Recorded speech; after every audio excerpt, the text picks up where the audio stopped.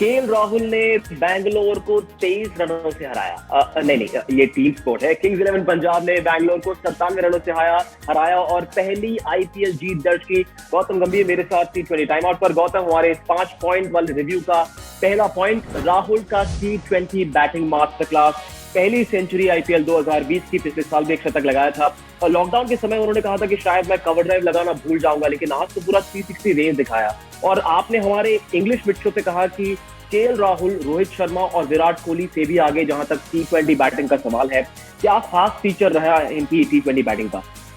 देखिए, मैंने बहुत खिलाड़ियों को देखा है, हमारे अगेंस्ट भी 100 बनाते हुए, क्रिस गेल हो गए या फिर बाकी बल्लेबाज हो गए, लेकिन केएल राहुल जिस एबिलिटी से बल्लेबाजी करते हैं, अगर आप देखें जो भी बड़ी शॉट्स लगाते हैं उसमें कोई भी ऐसी स्लॉगिंग नहीं है या फिर कोई भी ऐसे मसल नहीं करते। क्रिस गेल वाली पावर नहीं है, एंड्रे रसल वाली स्ट्रेंथ नहीं है, लेकिन उसके बावजूद अगर आप 132 रन बनाते हैं तो एक कमाल की बल्लेबाजी। और ग्राउंड छोटा नहीं है, ऐसा नहीं है कि चिन्ना स्वामी का ग्राउंड है कि आपके लीडिंग एजेस भी ग्राउंड से बाहर जा रहे हैं, लेकिन इससे पता चलता है क्वालिटी, किस तरीके की क्वालिटी। अगर आप इतने कंसिस्टेंटली हर साल, पिछले साल 100 बनाया, इस साल फिर 100 बनाया और दूसरे ही मैच में बनाया, तो किंग्स 11 के लिए ये बहुत बेहतर खबर है क्योंकि कप्तान इस तरीके के फॉर्म में।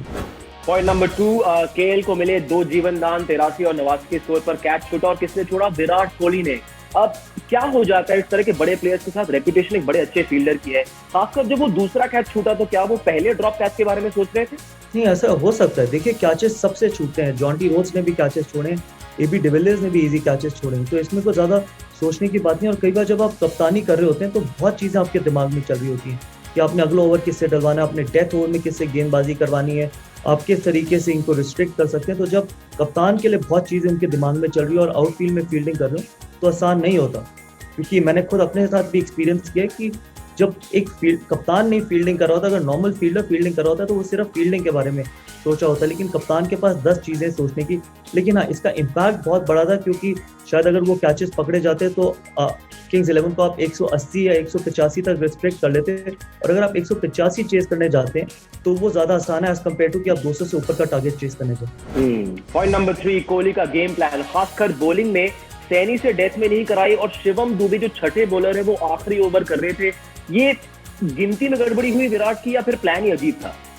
देखिए, मिस कैलकुलेशन भी थी और थोड़ी खराब कप्तानी भी थी, लेकिन अगेन मुझे लगता है कि इसमें आपको उमेश यादव को कहीं ना कहीं थोड़ा ब्लेम करना पड़ेगा, क्योंकि आपके जो सबसे एक्सपीरियंस गेंदबाज हैं, नवदीप सैनी भी यंग है, ठीक है, बढ़िया गेंदबाजी कर रहे हैं, उनको आप डेथ में यूज कर सकते हैं, लेकिन जब तक आपको उमेश यादव शुरुआत में अच्छी गेंदबाजी नहीं करके देंगे और डेथ में अच्छी गेंदबाजी नहीं करके देंगे, आरसीबी के लिए हमेशा प्रॉब्लम्स रहेंगी।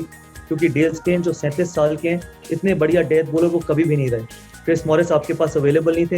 हाँ, शिवम दुबे ने पहले 2 ओवर बहुत बढ़िया डाले, तो आप टेम्प हो सकते हैं कि आखिरी ओवर भी उनको डलवाने के लिए, लेकिन जब केएल राहुल 100 से ऊपर बल्लेबाजी कर रहे हो तो शायद बहुत बड़ा रिस्क लिया जो उनके फेवर में नहीं गया विराट कोहली के। इसलिए उमेश यादव को अगर वो डेथ में अच्छी गेंदबाजी नहीं करेंगे तो मुझे लगता है आरसीबी के लिए बहुत ज्यादा मुश्किलें बढ़ती चली जाएंगी। आपने उमेश यादव का जिक्र किया, ESPN वीकेंड की स्टैट टीम ने बड़ा ही इंटरेस्टिंग स्टैट निकाला कि 211 गेंदें क्लासिफाई हो सकती है ऑन द लेग स्टंप और wide down the leg side in 72 innings. Umesh Yadav के सामने हैं आंकड़े सबसे ज्यादा इस टूर्नामेंट में, तो काफी कुछ सोचना है उमेश यादव को। लेकिन जहां तक बल्लेबाजी का भी सवाल है, 207 आप चेस कर रहे हैं, Kohli at 4, AB de Villiers at 5। सभी सोच रहे कि हुआ क्या, धोनी भी वही कर रहे, खुद नीचे आ रहे, कोहली भी नीचे आ रहे।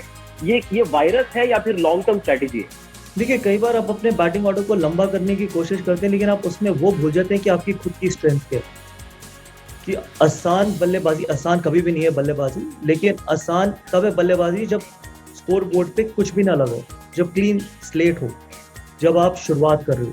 लेकिन अगर विराट कोहली नंबर 4 पे बल्लेबाजी करने आ रहे हैं और आपके 2 विकेट पहले ही 6 या 7 रन पे खो दिए, तो आपके ऊपर ज्यादा प्रेशर है एज कम्पेयर टू जब आपके स्कोर बोर्ड पे ना कोई रन लगे ना कोई विकेट लगे हो। तो मेरा मानना ये है कि विराट कोहली को ओपन करनी चाहिए पालिकल के साथ, एरन फिंच को 3 नंबर पे खेलना चाहिए और एबी डिविलियर्स को 4 नंबर पे। ये बैटिंग ऑर्डर इनका फिक्स रहना चाहिए, चाहे कोई भी कंडीशन हो, कोई भी सिचुएशन हो। उसके बाद आप एक फ्लोटर रख सकते हैं, चाहे वो मोइन अली को खिलाना चाहते हो या किसी और को खिलाना चाहते हो, लेकिन ये आपके टॉप 4 होने बहुत जरूरी है और एबी डिविलियर्स से कीपिंग करवानी बहुत ज्यादा जरूरी है अगर आपको अपना कॉम्बिनेशन ठीक तरीके का रखना है तो। पॉइंट नंबर 4, ना सिर्फ बैटिंग में बल्कि बॉलिंग में भी परेशानी है, फास्ट बॉलिंग पर सवाल है। आखिरी 5 ओवर में 90 रन खेल ने, जिसमें से 66 रन स्कोर किए। तीनों तेज गेंदबाज आज महंगे साबित हुए। गौतम, क्या इसे एक वन ऑफ बुरा परफॉर्मेंस मानकर भुला दिया जा सकता है या फिर फंडामेंटली आरसीबी की बॉलिंग अटैक में कोई इश्यू है? देखिए, मैं सोचना यही चाहूंगा कि वन ऑफ, लेकिन अनफॉर्चुनेट चीज ये है कि अगर आपकी एक और दो ऐसी परफॉर्मेंस और हो जाती तो फिर जो आपका दिमाग है वो आपके पिछले कई सालों में चला जाता है कि पिछले साल भी ये प्रॉब्लम थी, उसके पिछले साल भी ये प्रॉब्लम थी। वो घोस्ट होता है दैट कीप्स कमिंग बैक, कि पिछली बार भी हमारी डेथ बॉलिंग हम सॉर्ट आउट नहीं कर पाए, इस बारी भी उसी तरीके की प्रॉब्लम। तो फिर वो एक विशियस सर्कल है। तो मैं होप करूंगा कि यहाँ से सीखें, और इसके लिए सिर्फ आपको एक गेंदबाज इसका सोल्यूशन नहीं है। उमेश यादव को बेटर गेंदबाजी करनी पड़ेगी, डेल स्टेन अगर खेलते हैं तो उनको बेटर गेंदबाजी करनी पड़ेगी, नवदीप सैनी को रिस्पॉन्सिबिलिटी लेनी पड़ेगी, अगर डेल स्टेन की जगह क्रिस मॉरिस खेलते हैं उनको बेहतर गेंदबाजी करनी पड़ेगी। आप ये नहीं कर सकते कि ये दो मेरे डेथ बॉलर और यही डालेंगे, दिन किसी का भी खराब हो सकता है। तो कप्तान को उसके गेंदबाजी अच्छा फील करवाते हैं या अच्छी नज़र में रखते हैं, और उतना ही खराब कप्तान लगता है जब उनके गेंदबाज अच्छी गेंदबाजी नहीं करते। तो रिस्पॉन्सिबिलिटी कप्तान के लिए 3 या 4 ऑप्शन होनी चाहिए, और इसलिए उमेश यादव और डेल स्टेन के ऊपर बहुत बड़ी जिम्मेदारी है कि ये सिर्फ one of that bad games को ही के तरीके से देखें, आगे बेटर परफॉर्मेंस दें। 5वां और आखिरी पॉइंट इस रिव्यू का, पंजाब के लिए एक्स्ट्रा लेग स्पिनर जो उन्होंने खिलाया मुरुगन अश्विन, उनको 3 विकेटें मिली, बिश्नोई को 3 विकेटें मिली।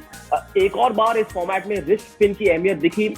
बाकी टीमों को इनकी सफलता से क्या क्यूज मिलते हैं? क्या ये ट्रेंड बनने की शुरुआत हो सकती है आज के बाद? देखिए, 2 रिस्ट स्पिनर्स हमेशा एक किसी भी कप्तान के लिए इट्स अ लग्जरी कि आपके पास 2 विकेट टेकिंग ऑप्शन है, लेकिन आपको एक चीज समझनी और जरूरी है कि आपके पास 200 रन का क्वेश्चन भी था। असली चैलेंज तब होगा जब आप 150 रन डिफेंड कर रहे हो।